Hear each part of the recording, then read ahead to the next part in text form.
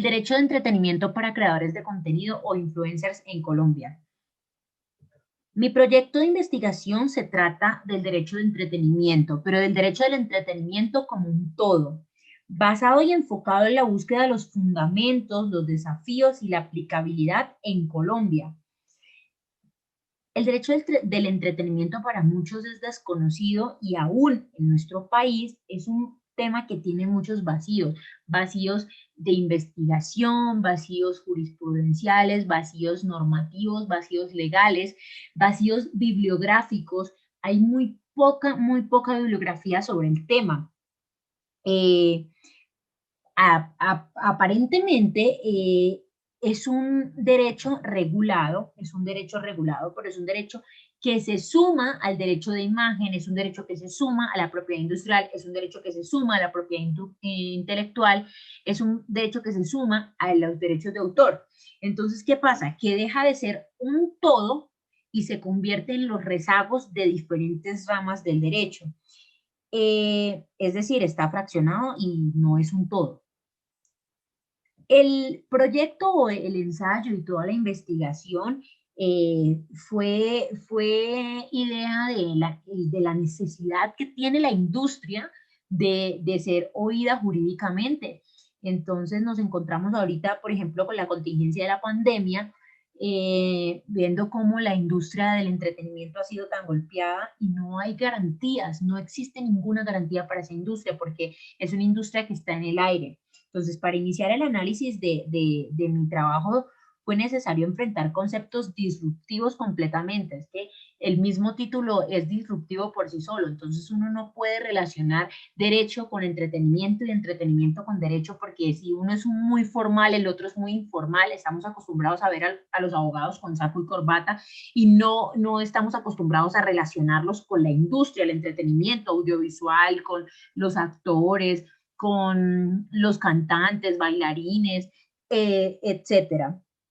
Las industrias creativas emergentes, que son el auge del cuarto poder, cuarto y quinto poder, que es el Internet, eh, fueron el punto de partida de toda la investigación. Era necesario crear lo que sería el principio de una investigación ardua, porque realmente lo que sería, no, lo que es el principio de una investigación ardua, con aras de recolectar información valiosa que posiblemente pueda compilar y compartir a través de un escrito más extenso en un futuro cercano.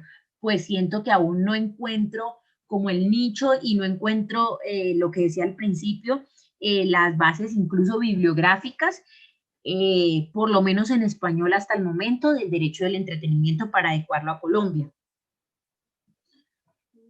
Sobre esto vamos a hablar o les voy a contar el planteamiento de la metodología de investigación que usé para arrancar con esta investigación.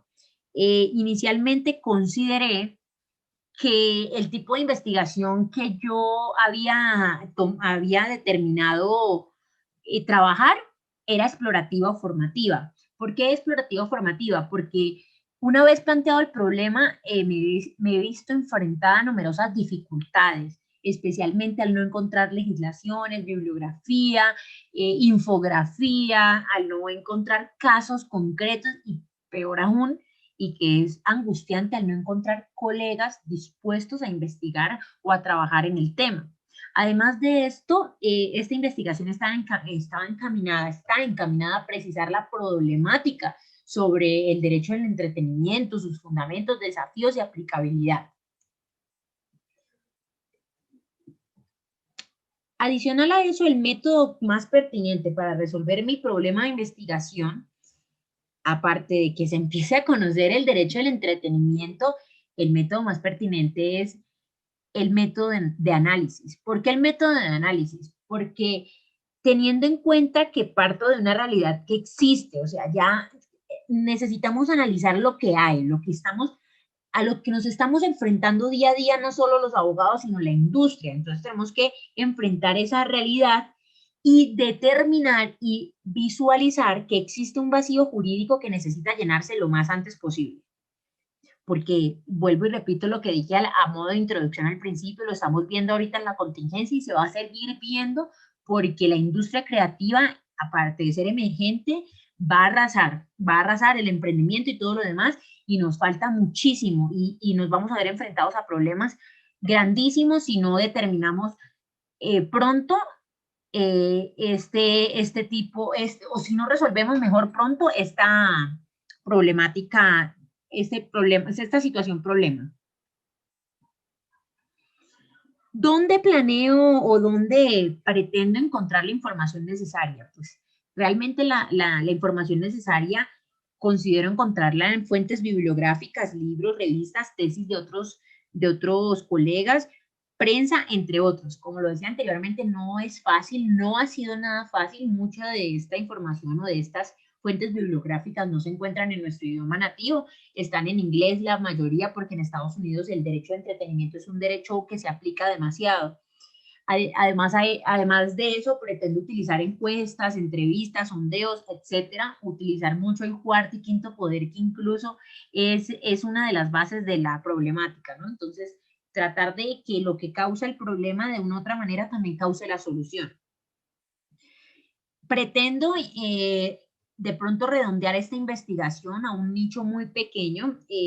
Estoy pensando hacerlo con 50 personas dedicadas a la industria del entretenimiento en Colombia. Me amplío esos 50 personas o detallo mejor 23 influencers que sabemos que están en auge, 22 artistas clásicos que conocemos, que podemos encontrar y que todos podemos saber quiénes son, y 5 abogados.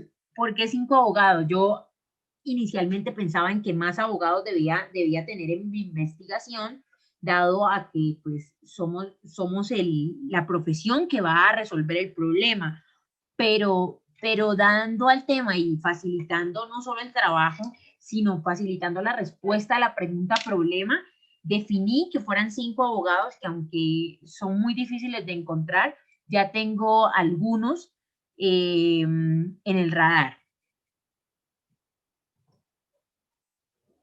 El objetivo general de mi investigación es analizar el desconocimiento del derecho de entretenimiento. O sea, si bien es cierto, vamos a mirar los fundamentos, desafíos y demás, es importante partir del análisis de que en Colombia desconocemos el derecho al entretenimiento, y si no lo reconocemos es imposible regularlo. ¿Por qué es necesario este análisis? Pues para saber si afecta la protección de la imagen, el patrimonio y los negocios jurídicos de los creadores de contenido o influencers, o de las personas o pertenecientes a la industria del entretenimiento en general. ¿Cuáles son los objetivos específicos? Van a ser definir cuáles son esos vacíos legales puntualmente para que los influencers, creadores de contenido o creadores de contenido ejerzan sus labores y su profesión emergente, porque ya es una profesión, ya es una ocupación. Otro es identificar los fundamentos para la legalización de esta profesión emergente, determinar cómo se va a aplicar la norma y la jurisprudencia en protección de los creadores de contenido influencers. Ese objetivo específico lo pretendo detallar de dos maneras, y es la norma existente y la posible norma que se va a crear con esto. De hecho, hasta la semana pasada se acaba de aprobar la ley de emprendimiento, que no es la misma ley de economía naranja. La ley de economía naranja tiene demasiados vacíos y deja por fuera incluso a la misma industria del entretenimiento.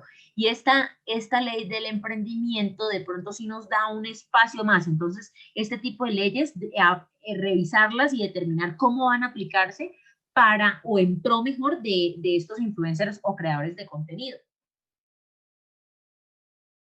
En cuanto al tipo de justificación, decidí que iba a ser una justificación práctica, porque yo decidí investigar sobre este tema por la necesidad de dar a conocer el derecho de entretenimiento inicialmente como rama, porque si bien es cierto, algunos abogados la conocen como lo que decía al principio a modo de introducción, como un rezago de muchas ramas, y no, pretendo, más que querer, pretendo que el derecho de entretenimiento sea reconocido como rama dentro de nuestro país, y que a partir de ahí y que a través de esta rama logremos dilucidar el vacío jurídico sobre una nueva profesión, ocupación dentro de nuestro país. Y es una ocupación o profesión que existe y que a muchos nos molesta, sí, y que a muchos les parece una profesión vaga, sí, que les parece, pero existe y al existir requiere garantías jurídicas, requiere que jurídicamente el legislador la proteja, que le garantice, que otorgue derechos y le otorgue obligaciones a esas personas que la ejercen, porque a la final es un negocio jurídico que está compuesto, es un acto ilícito, tiene una declaración de voluntad, hay obligaciones, dentro de su ejecución hay acuerdos bilaterales, reciben pagos, entre otras características que lo componen.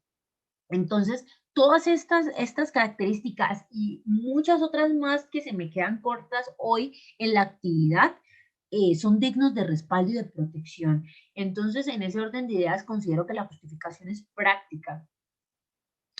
Agradezco a todos mis compañeros y especialmente también a mi profesor que fue guía en esta investigación y hace parte de esta primera etapa de lo que va a ser un trabajo de grado, de maestría y eventualmente quizás de doctorado sobre un tema que está sobre la mesa y que requiere con urgencia ser tratado, no solo por el legislador, sino ser tratado también por todos los colegas, ser tratados por el común denominador y ser tratados por la industria del entretenimiento en nuestro país.